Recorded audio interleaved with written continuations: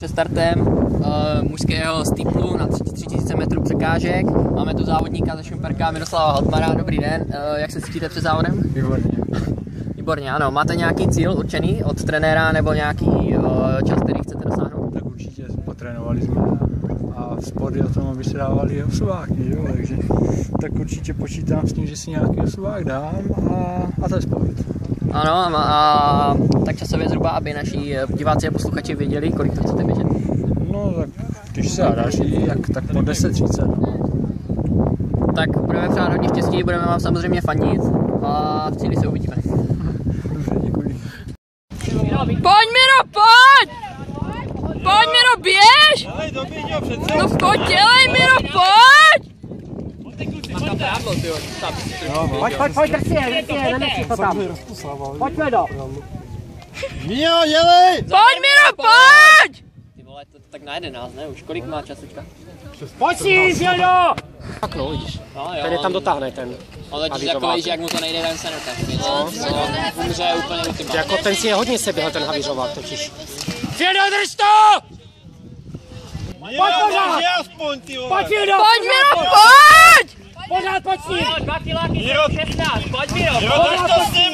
Pojď Miro, kousni je, nepouštěj je, pojď! Tady běží přes patu, že to fakt špatný, jo. Pojď Miro, pojď s něma a pomož si rukama! Kluci, pojďme! Macha to prádlo. 2 kola! Pojď Miro! No právě. Pojď!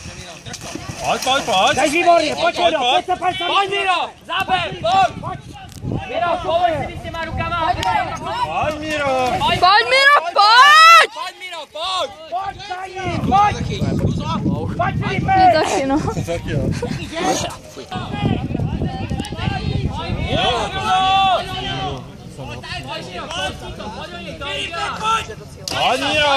Pojď Miro, pojď! Pojď Miro, zaber, pojď do něj, uděláš ho! Pojď Miro, pojď! Tam by podle mě, kdybych chtěl, tak ho stáhne, ale nechci. Nevím, jak mě neudělá, ale...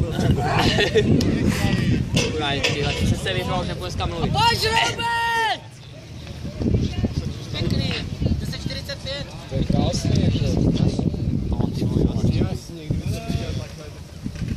To vezmu. Není podéra. 11:00, tak to je dobrý. Ano, tak jsme tu po závodě s závodníkem Miroslavem. Jak se běželo? Ale jo, první kilák docela jsem spokojený, to bylo docela dobrý a potom mě začalo píchat v boku, jak už to nebylo tak ideální, no. Tak jsem se na to prakticky běžel. Doběhl jste asi na 5. místě, jste s tím spokojen? Samozřejmě 120 korun se počítá. Tak určitě